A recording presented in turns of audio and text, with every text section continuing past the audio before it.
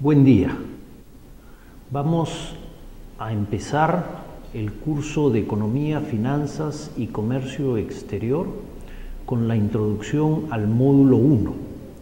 En este módulo lo importante es entender los conceptos básicos de la economía.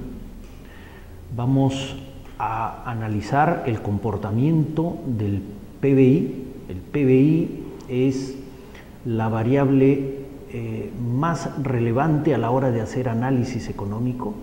Entendemos el PBI como el total de bienes y servicios finales producidos en una economía determinada durante un periodo de tiempo, y en función de la evolución del PBI es que nosotros definimos qué tan rica o pobre es una economía. De allí su relevancia.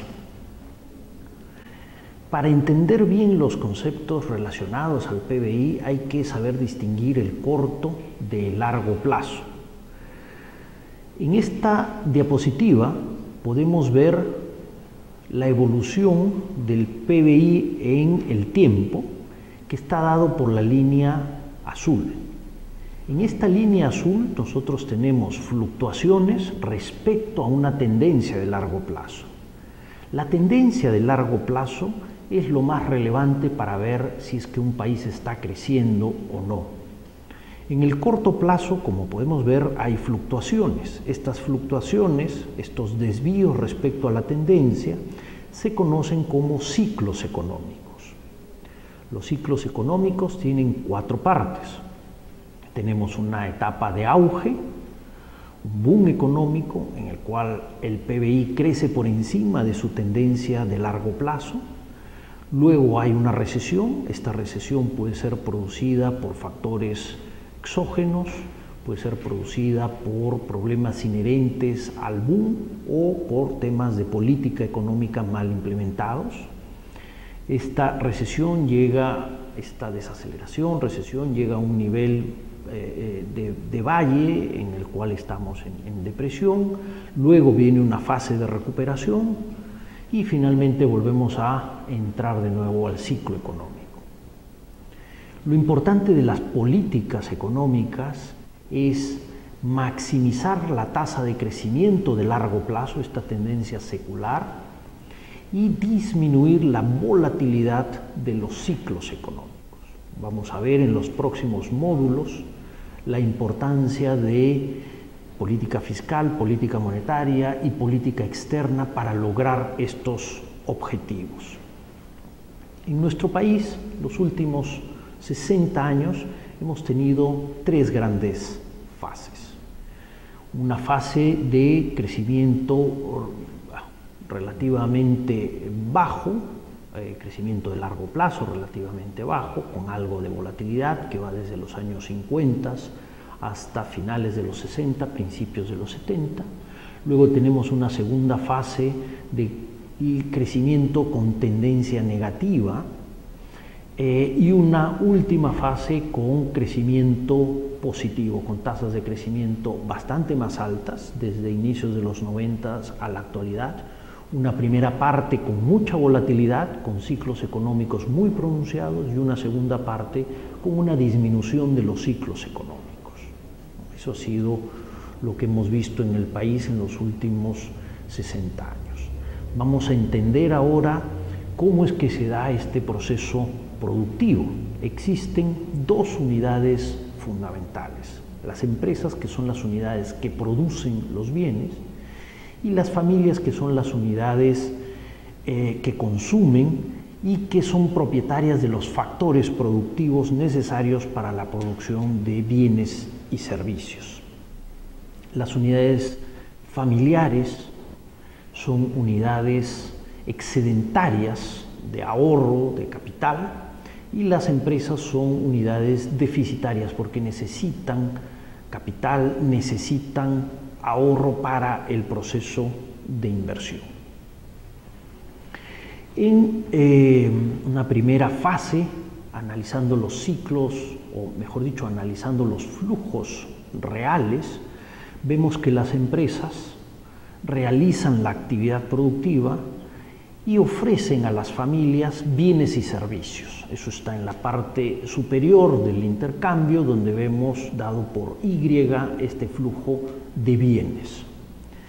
Las familias son propietarias de los factores productivos, en este caso capital y trabajo. Uno puede pensar en otros factores productivos como tierra, y las familias otorgan a las empresas el trabajo y capital. En el caso del trabajo, ¿no?, es un servicio que es un flujo, y en el caso del capital puede ser un alquiler del capital o se puede otorgar a través de propiedad, y las familias ya no reciben una renta, sino reciben dividendos por el capital, ¿no?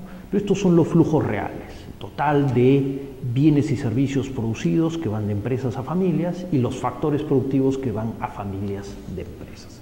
Estos flujos reales tienen detrás flujos monetarios. Los flujos monetarios dados por las líneas verdes implican que las familias pagan dinero por estos bienes y servicios producidos. ¿De dónde sacan el dinero las familias? Bueno, lo sacan de la venta de los servicios laborales, que son los salarios que reciben las familias, o los pagos por ofrecer el capital, ya sea como alquiler o como dividendos cuando se otorgan en propiedad a las empresas. Esto es lo que se conoce en términos generales como las rentas de capital. Es importante en este cuadro destacar la medición del PBI, ¿no? Por ejemplo, con el flujo monetario verde de compra de bienes y servicios, nosotros estamos viendo el lado de la demanda, y el PBI se explica por consumo e inversión que se realiza en una economía.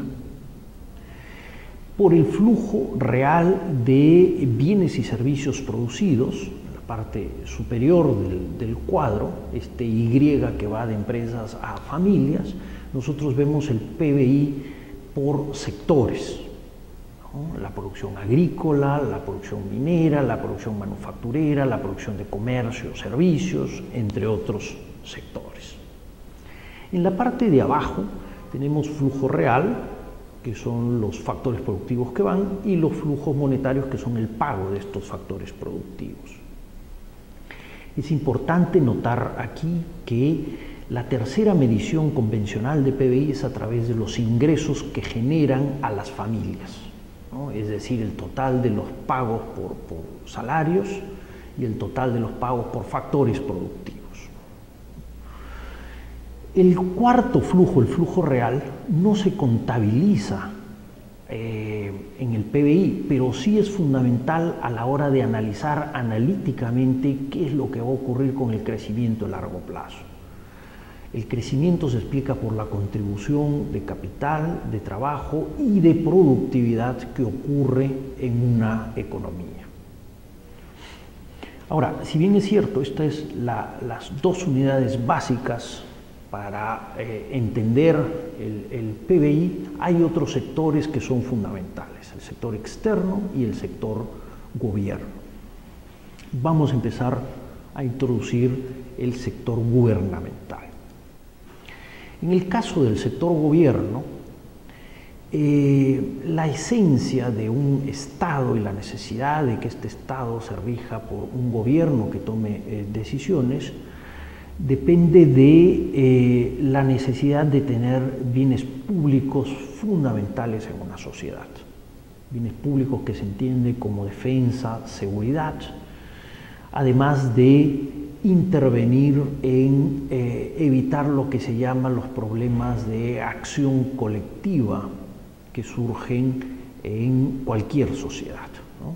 En esta maestría estos temas y problemas se han estudiado en otros cursos, no vamos a entrar a detallar esto, pero sí nos interesa analizar la parte que tiene que ver con la provisión de estos bienes y servicios públicos, ¿no?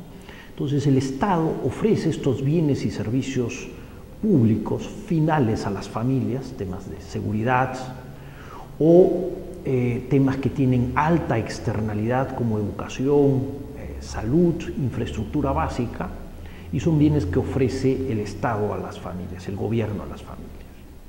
Las familias, evidentemente, tienen que ofrecer empleo, porque estos bienes se tienen que producir utilizando empleo. La inversión pública y la estructura de capital al interior es parte de los ingresos que tienen. El gobierno no le paga a las familias porque no le alquila capital, que ese sí es el caso de las empresas. Pero ¿cómo se financia el gobierno? Básicamente colocando impuestos. Los impuestos afectan los flujos monetarios entre empresas y familias. El flujo monetario de la compra de bienes y servicios se ve afectado por impuestos indirectos, gravan las transacciones que realizan empresas con familias. Entonces tenemos el IGB, que es un impuesto al valor agregado de esta venta y compra de servicios, de bienes y servicios finales. También como impuesto indirecto tenemos los impuestos selectivos a determinados consumos que tienen que ver con tabaco, alcohol, juego, combustibles, ¿no? Bienes que tienen alguna externalidad negativa en la economía y tienen un impuesto selectivo específico a esta actividad.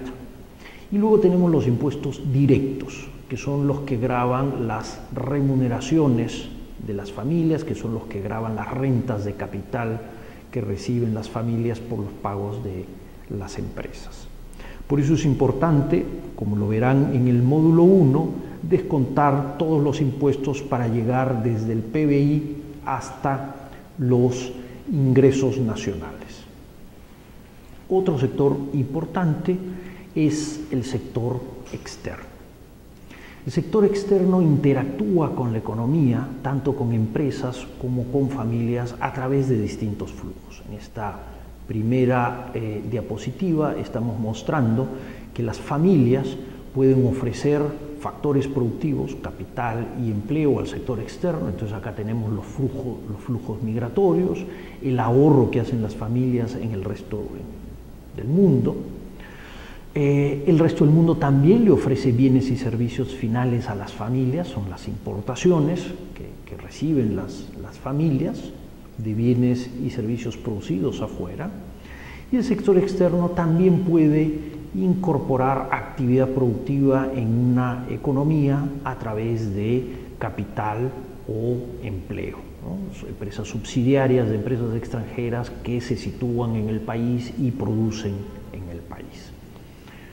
Y evidentemente también está todo lo que es la cuenta corriente, es decir, importaciones que reciben las empresas, ¿no? Por insumos intermedios, bienes de capital que demandan las empresas localizadas en Perú, que no se produce localmente y que tienen que importarlo de afuera. Y están las exportaciones, que son los bienes y servicios producidos localmente que se demandan fuera del país.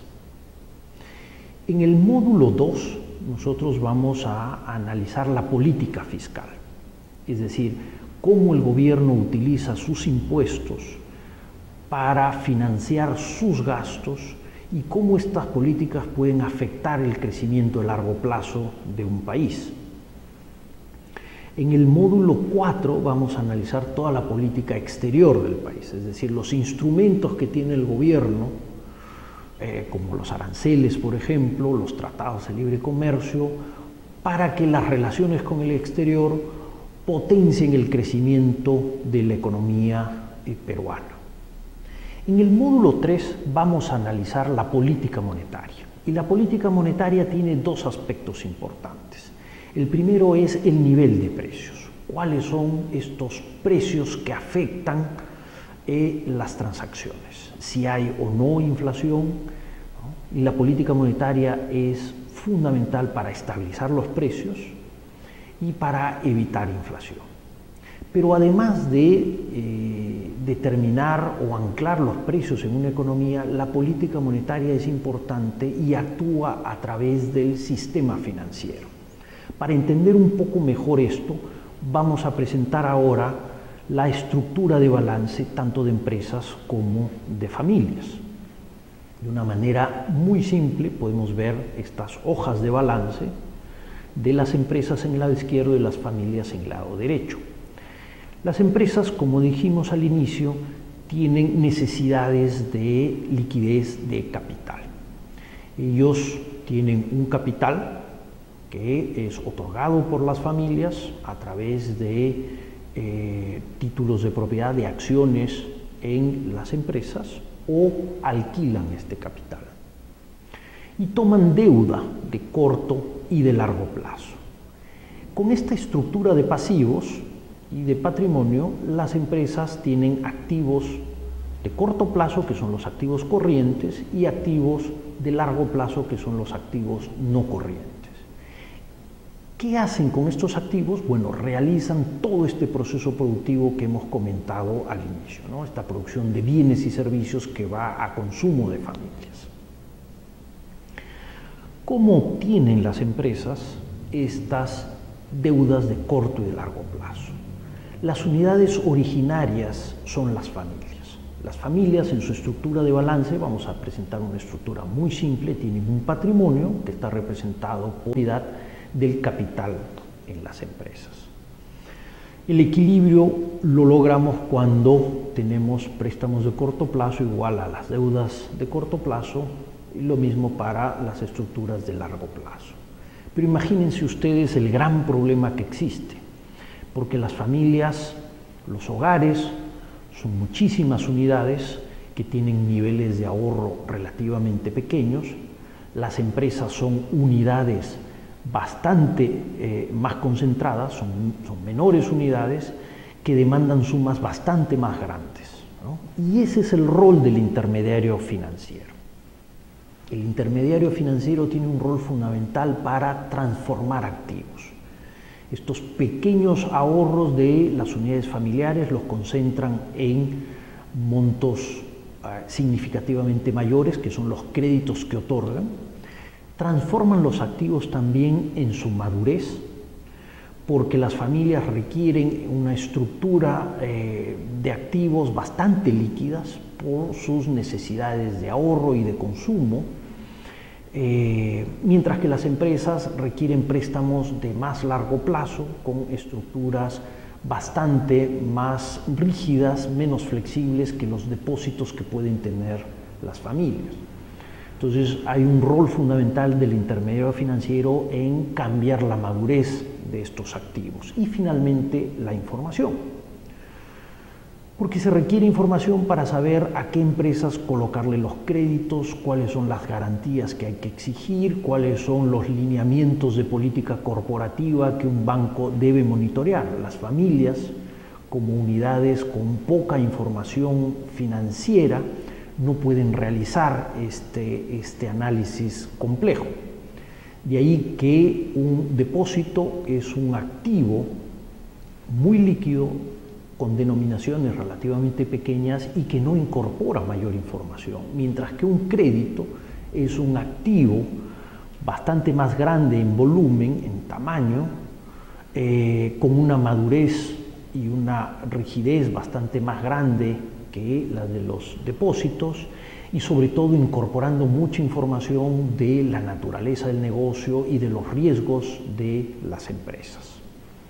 Y esto lo podemos ver en esta última diapositiva, donde los bancos, como intermediario financiero, hacen esta transformación. Es importante destacar que la política monetaria afecta el funcionamiento de los intermediarios financieros. Los afecta a través de las disponibilidades de liquidez, a través de instrumentos como encaje, como las tasas de corto plazo con las cuales opera el Banco Central con los bancos comerciales, afectando la disponibilidad de liquidez total en la economía, tanto liquidez como crédito. Y estos son los factores importantes por los cuales la política monetaria termina afectando la actividad en la economía. Muchísimas gracias.